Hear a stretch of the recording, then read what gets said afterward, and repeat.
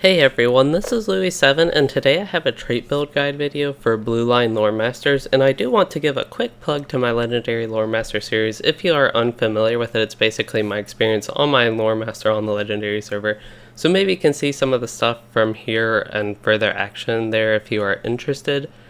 But in this, I will be going over each trait choice in detail and include a gameplay section at the end to show my general rotation, just how the traits play out. I also want to mention the build isn't necessarily for endgame raiders doing more difficult content, especially for the Blue Line Lore Master, which is a very much more solo-oriented spec. But this guide itself is valid for everything, and the specific build is geared, again, more towards leveling and solo play. But it can be used for casual grouping in the DPS role if you prefer the Blue Line. It's definitely okay for that, and LOTRO, at least for the more casual content, it's not difficult enough that it matters too much that your DPS might be slightly lower than the red line. But moving on, I chose the Blue Line Lore Master for this episode because I have done the red line and I just actually needed another spec to do, and one that I'm familiar with. As we will see throughout this guide, there is, well, actually just one main theme for Blue LMs, which is their pet. So this is the pet focus build for Lore Masters, and we will see most of our trait choices reflect that, although there are many still that benefit the Lore Master himself and not just the pet. So let's go ahead and get into the building portion of this, and I do want to reiterate that this is generally more geared towards solo playstyle just because of the nature of the Blue Line Lore Master. It's very much a solo spec, and good for a while leveling, and just kind of an easier, relaxing spec to play to me.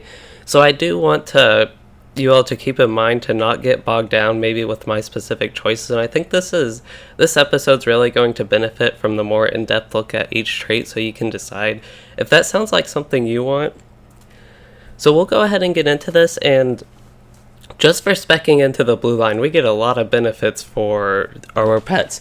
So they get increased morale, increased power, increased attack speed, increased damage, increased crit chance, increased BPE chance, increased stealth detection.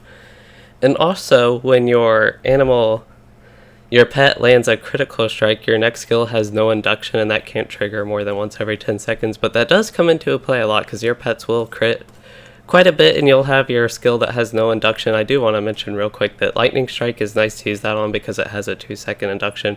It's one of our longer skills, but also Cracked Earth also has a 2-second induction. So those are just a couple things to look out for if you notice you get that buff, that those longer induction skills are good to use with that. But let's go ahead and spec into this. And in the first row here we have increased pet morale and decreased pet incoming damage. So if your pet is dying really easy, that would definitely be worth putting points in. And this one, on the other hand, makes your pet stronger and deal more damage, and also decreases their attack duration. So this one, I always prefer getting, especially while leveling in my Anor LM, I wanted my pet to do more damage because that just killed mobs faster. I wasn't having any problems with my pet morale or pet incoming damage. So we'll go ahead and put 5 points in this one. Again, if you feel your pet needs some more survivability, you can always go back even and put some points in that one.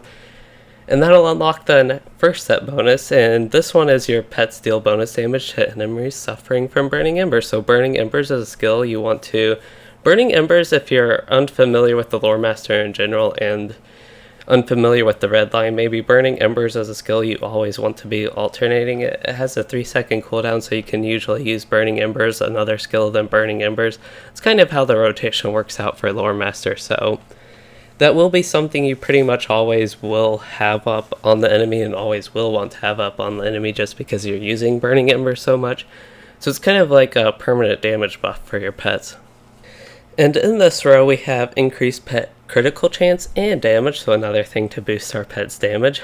And we get a new skill, which is Ingle Friend, and this summons a new companion. And this one can deal damage, and it can actually, if you die while this pet's out, it can res you, so that's a pretty neat feature of that pet. It's a pretty exciting pet, I think, but we'll get more onto that later.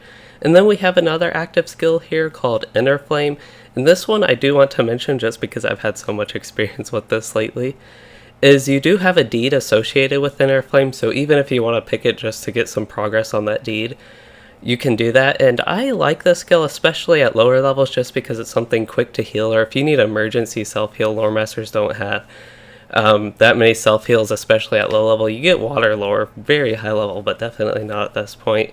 You also have Wisdom of the Council, but that's a 5-minute kind of uh-oh sort of skill to quickly heal yourself. So this one can just be a nice sustain heal. It's with my numbers and at my level it's not that much, but at lower levels it does scale better and can be worth considering for that heal, and it's definitely something I would pick. I picked this on my Lore Master as well. But we'll go ahead. I think getting the increased crit chance and damage will be a good thing, and would be, all these things would be preferred than the pet morale and decrease incoming damage. But I would go ahead and get the Eagle Friend, and this brings me to the point of which pet is best with the Blue Line Lore Master. So each pet actually has its uses. If you're in a large AoE situation, the Feline Saber-Tooth pet could be good. That one you unlock at pretty high level though. The Lynx is good for raw DPS. If you're just looking to kill things fast, the Lynx is good. The Ball Guardian is also good for DPS. It's pretty similar to the Lynx in the Blue Line. But the Ball Guardian also does damage from range, so the utility from that can be nice. So it's kind of preference on what you prefer. If you want your pet to be a bit tougher and tankier and one that actually has a force taunt to force the enemy on it, you can use your Bear. The Raven I don't really recommend, but it can do some debuffing, but I just in general don't recommend that. You pretty much prefer the benefits of your other pets, and also commune with nature. The little Spirit Ball, it does a tiny bit of healing. It has some very niche uses, but in general you probably won't be wanting to use that. So yeah, that's a quick rundown of the pets. And then the Eagle Friend here is just another option besides the Ball Guardian and Lynx for some damage. And it also has it can fan the flames of burning embers as one of the active skills with it that you actually get to use as a Lore Master if that's something that interests you. And also the nice benefit from the res. So let's actually go ahead, get this pet out and summon it. That fills in my missing spot there with shift equal. So yeah, fan the flames actually does pretty big damage. It doesn't do as much if the Lynx crits from stealth, but this might be getting ahead of ourselves. I'm just kind of, since we're getting a pet here in the trait line, I kind of want to do a rundown of the pets in the Blue Line for you all. Even though at this point you probably won't have the Lynx or many of these pets, or even the Ball Guardian, I don't think you would quite have at this point. But it is something just to look out for in the future. And you also do get a Morale Tap, which is an AoE, and Sacrifice is what can res you if you die while you have your Eagle out. So yeah, that can be just nice in general as basically a free extra revive if you happen to die. So moving on for what else we can spend our points in, I think getting 1 point in Inner Flame is best. I don't think getting the extra points in this is really worth it. Getting just up to increased healing 15% based on that isn't really the greatest thing. And if you do get the rank 3 and get the 6% fire damage per tier, the way that works is every second you get that fire damage buff. And it caps at 30%, so 5 times. So tier 1, the first rank in the skill, you can get up to a 10% fire damage buff that lasts 15 seconds, and then for the third rank it'll be 30% fire damage buff that lasts 15 seconds after channeling it for its full duration. That's how that works. And the fire damage buff isn't useless, it's just not all that much, especially for a skill that has a 1 minute cooldown, and you don't want to be using it just for the fire damage buff. You have a lot of other skills that aren't fire damage. I know Burning Embers, one of our main, especially single target skills, is fire damage, but getting that just isn't really worth the points, especially compared to our other choices that are more useful, like the pet crit chance and damage will increase your damage output overall more. And again, the healing I don't think is worth it, but I do think it's worth putting 1 base point in, and can be nice to use also out of combat between fights. So that brings us to putting 3 points in Go for the Throat, which will unlock the next set bonus and row. So in this set bonus, the next set bonus, we get plus 10% Wisdom of the Council damage negation chance. So Wisdom of the Council, I already mentioned that's our big kind of cooldown heal. It's a 5-minute cooldown skill, so it kind of is not too effective that we get a plus 10% boost on a 5-minute cooldown skill. But what the set bonus does, is you have a greater chance of reflecting damage. So in Wisdom of the Council, you have a 5% chance to negate 100% of the damage. So you just block the attack, but you also reflect damage to them, and that increases that by 10%, which is, compared to 5%, getting up to 15% is pretty nice. And then if you're unfamiliar with Wisdom of the Council, it also has a chance to reflect a stun. So if enemies are attacking you after you use this big heal, 5-minute cooldown heal, it can stun enemies attacking you, and it can also negate the damage and reflect a small amount of damage. The damage it reflects is really insignificant, but yeah, getting the 10% on that is nice, but the only problem is it's on a 5-minute cooldown skill. But it's something to note with that at least. In this row, we get 2 damaging traits again. This one's going to increase tactical mastery of yourself and also increase your pet's physical and tactical mastery, which will increase your damage to tactical mastery, and it'll increase your pet's damage from their masteries. So that is another thing to just, will be a good thing to get to increase damage of both yourself and your pet. But the other thing here allows you to induct faster, so you can get up to minus 15% skill inductions. If y'all have watched any of my other trait build videos, or any time I'm talking about like anything like this, I love anything that reduces skill inductions, and they're also effective, which is nice. They're not just a fun thing, they're also an effective thing. So I think this is worth putting 3 points in immediately and then going back and looking at which is more worthy. And I think Prepare for War, since it also affects you and increases your tactical mastery, is more effective than Go for the Throat. But we will look back at Go for the Throat, and this one will only spend 2 points in here to unlock the next set bonus in row.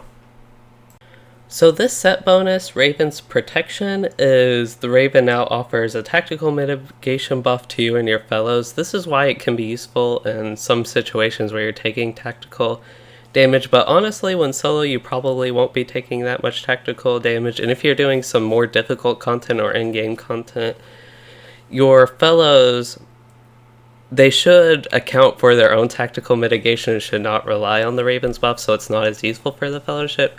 But it is something, if you're running Blue Line, maybe in a lower level instance like Great Barrow or Fornost at this point, it is something to worth considering if you notice you're taking a lot of tactical damage in your Fellowship, to summon the Raven, if you're in Blue Line, to summon the Raven instead for that buff, because the Raven will still be somewhat useful for its debuffs. So yeah, that is just something to note with that. It doesn't really affect like a lot of the solo play, but it is something to note if you are in that situation. So here in the next row, we have this trait actually has 6 points to it, and this one increases your morale and your pet's morale. Your pet's morale by 1%, your morale by a flat number. And then the 6th rank will increase your physical and tactical mitigation. So to comment on the mitigation real quick, that is something that will reduce the damage you take.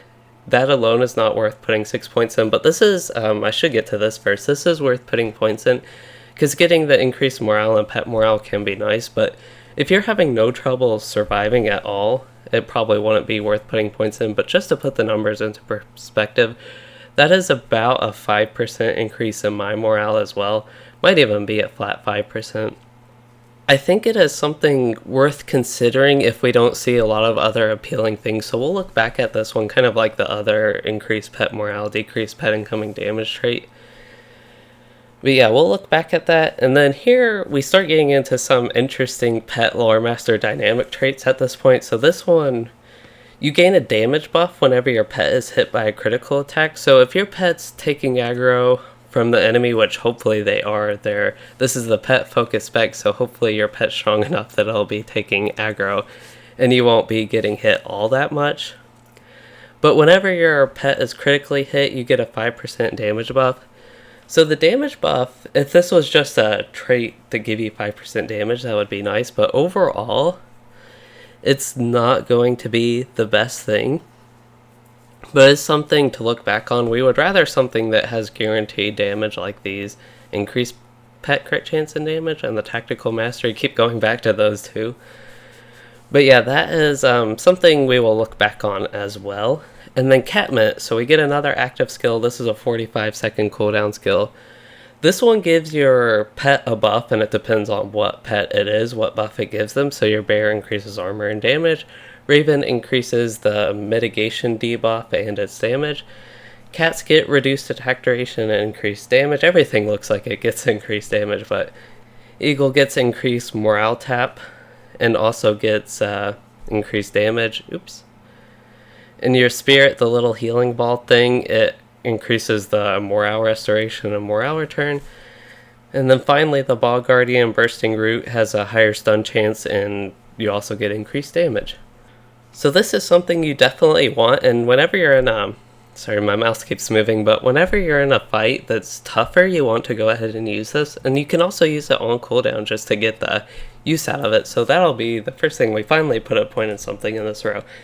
And I think at this point, it's most effective to just backfill for the Tactical Mastery and get one more point and then go for the Throat to unlock the next row and set bonus. So this set bonus here is whenever your pet gets a critical hit, your next skill is guaranteed to crit as well. So another thing that happens when our pet gets a critical hit, we get no induction. So it kind of has synergy with that. When your pet crits, you get a guaranteed crit and no induction. That's why it can be nice with Cracked Earth, because getting nice big Cracked Earth crits, because it does a lot of damage, can be nice, and also the no induction. Same thing with Lightning Strike. Getting guaranteed crit with Lightning Strike as a stronger single target skill can be really nice. Moving on to the traits in this row, we have Loyalty. So if you are hit by a critical attack this time, your pet will sacrifice some morale to heal you. So your pet will lose 2% of its morale to heal you for 2% of your maximum morale, and that can occur more than once every 15 seconds. So assuming you were crit every 15 seconds, this would be 2% morale restore. That's really not that much. It is something, if you notice something like a little bit of a heal might keep you from dying if you are dying a lot, that could be something worth putting points in, but overall it's not that appealing. Even to rank 5, 10% heal, while it might sound appealing, only being able to occur once every 15 seconds and requiring you to get crit for 5 trait points, honestly to me doesn't sound that appealing. But again, if you really feel like you need that, you can put points in it. Moving on, we have enemies who...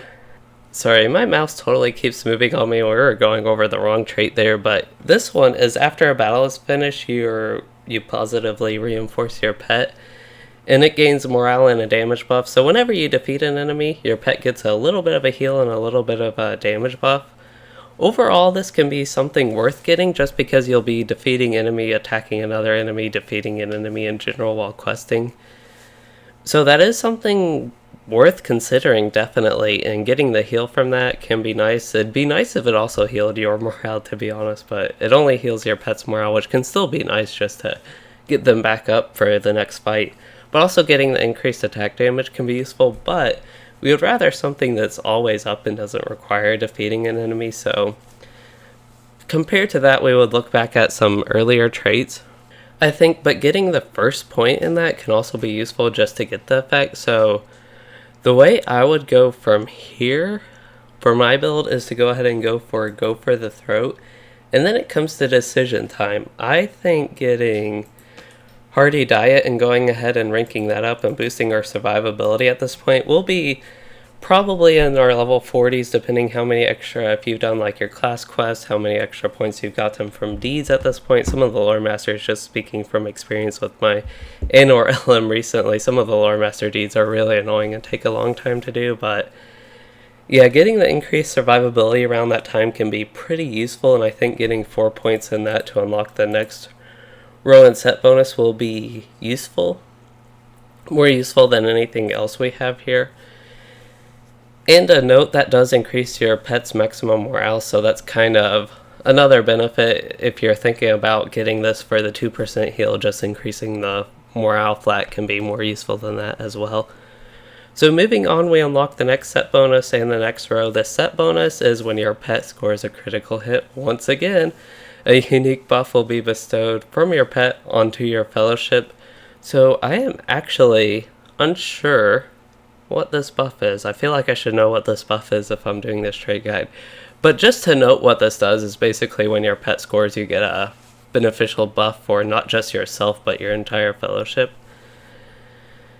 In the next row here, we have Don't Interrupt Me. So whenever you're casting a spell, you absorb and reflect a % of all damage done to you. So whenever you're inducting, say you're like inducting Lightning Strike, and an enemy attacks you, you absorb some of that damage and reflect it.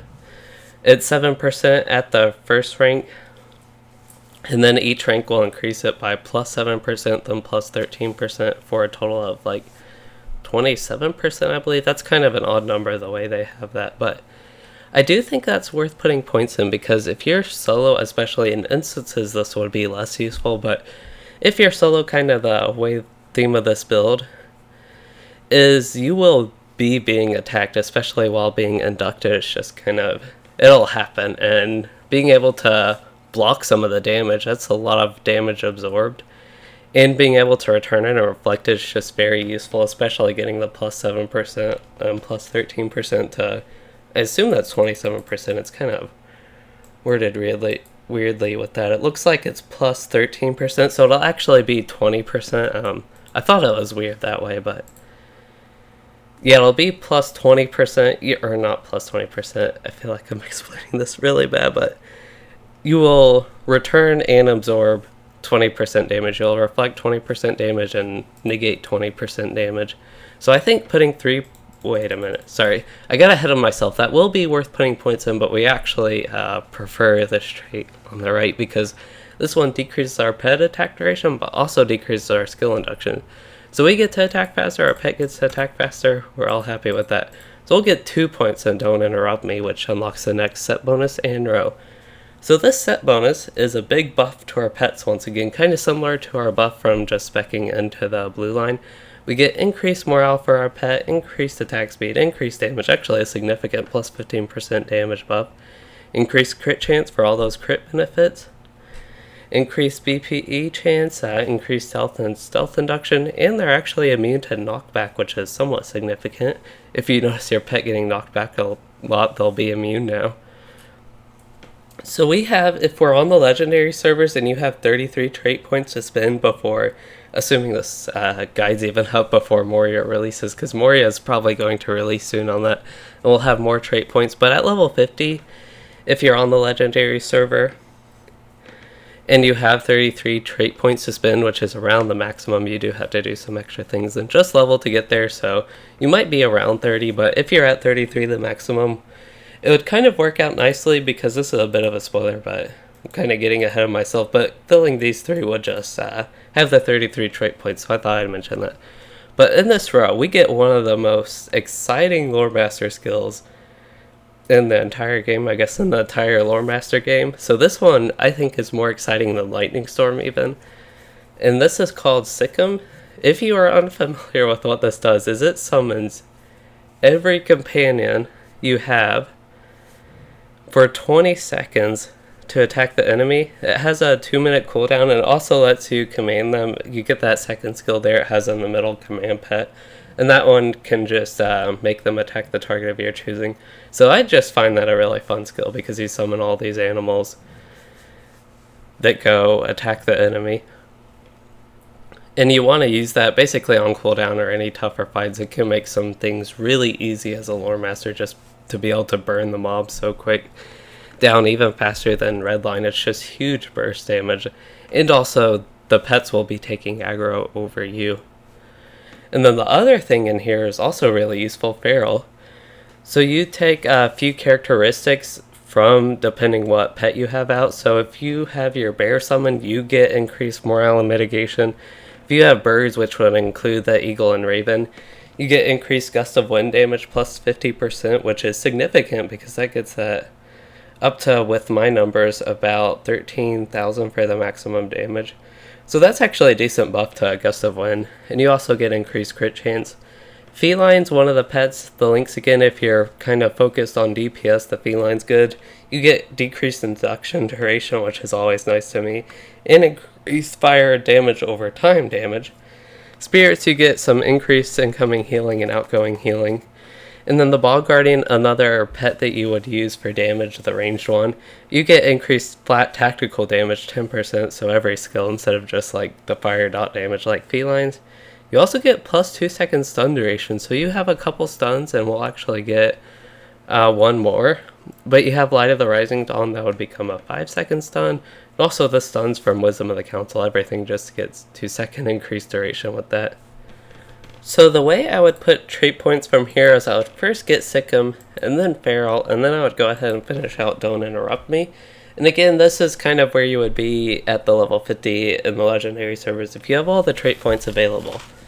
But that also conveniently finishes out the blue line. We got to the end of that, so now we need to consider either backfilling or moving into another line. So I think backfilling some of this stuff would be more useful than the other line, but to go ahead and give an outlook of what we could see coming up in these lines, the main thing with yellow line is you could get some debuffs. Those aren't the most exciting thing. If you are interested in debuffing and just want stuff like that, you could definitely consider putting points in like Fire Lore, Frost Lore. I will recommend putting points in Storm Lore just because that's an AoE melee range stun and it's a pretty fun skill, and I definitely do find it useful, especially for solo. But otherwise there's not too much exciting stuff in the yellow line, but again, if you want debuffs you could go down to playing with fire or out in the cold. But I will not opt to go that route. I think it's more useful to kind of go into the red line, which will increase our DPS. In the red line, we have increased fire type damage, tactical damage. I would actually get tactical damage. Basically follow the red line build with however many trait points you have left after finishing out the blue line, and go in the red line with that. So it'd be like tactical damage, and 3 in fire damage, and then 2 in lightning damage. Try and get lightning storm, that would be fun. Sword and storm, try and get that as well. Also, if you can get decreased skill induction even more, you already have a bunch of stuff to reduce your skill inductions, but getting that even more would be nice. I don't think there would be enough points available in the game to get Ring of Fire, but if you kind of finished out the blue line build here with the minimum stuff as possible, you could try and get that. I don't want to say you can't get that with 91 points available, but that's just kind of the outlook for where we would spend our points after this. But personally with my build, I would actually continue in the blue line a little bit more. So for a solo lore master, kind of the themes I've been talking about and just some of the situations that we've gone through, I would go ahead and finish out Hardy Diet, get the 2 points in that. And then I think getting After Battle Treat can be useful, especially if you're chaining a lot of mobs. I think that is worth putting points in. We might, if we see some other better stuff, we might take points out. You might have to respec if you're doing this and not just building it all at once. And I also think getting the increased pet morale and decreased incoming damage will be useful. And this will at this point make your pet a lot more sturdy, so that will be useful for that as well. So I think it's time to go ahead and move for my build into the yellow line. We'll get that 1 point in Storm Lore. And then I would go ahead and get tactical damage. If I was able to get all the way to Lightning Storm, I would probably do that, but I don't have enough trait points. I only have 55. The maximum right now is 91. But yeah, this is what my build would look like. I know I have 1 point left over. If I were to spend my particular 1 point left over, I would go ahead and get the Don't You Touch Him, that I get increased damage buff when my pet's critically hit. So I'll go ahead and put that point in there, but in general I would not recommend that trait. I would recommend finishing out the red line a little bit more and at least getting Lightning Storm and Sword and Storm. But yeah, we'll go ahead and apply this and get kind of set up here and get going with the gameplay section. Okay, so moving into the gameplay section, you might see in the combat log that I actually was just defeated. I actually went to the school at Thermairdane to start to show this, and we see some of my skills on cooldown from that, so I will unfortunately not be able to show them all that well, but I actually thought with the blue line, because I kill slower than the red line, especially at this high level. Again, blue line's really good for low level, it's just red line out DPS's it. At higher levels, it can still be a decent spec for high level, it's just red line will out damage it. But anyway, moving on from that, that's more of a beginning of the video topic. I went ahead and put Fan the Flames on my bar, and I do want to note that Fan the Flames is not really useful at high levels, so Fan the Flames removes the Burning Embers dot. We'll go ahead and use it to show you all. So Burning Embers dot, and then Fan the Flames will remove it for a lot of damage. But the kind of problem with that is removing the dot, Fan the Flames doesn't do quite enough damage for it to really be worth using that and removing the dot, and that's one reason to not use the Eagle pet. I will be going through a couple of various pets. We actually killed that signature pretty quick, a lot quicker than I was killing stuff in school there. So yeah, we're kind of just alternating Burning Embers using Lightning Strike to cash out the dot. Getting a lot of crits, my pet's doing some nice damage. I am pulling aggro because I am doing more damage than my pet at this point. So yeah, this is, hopefully you all can see the rotation. I'm kind of using Burning Embers, Gust of Wind, Burning Embers again, just alternating Burning Embers with other skills basically. Fly to the Rising Dawn.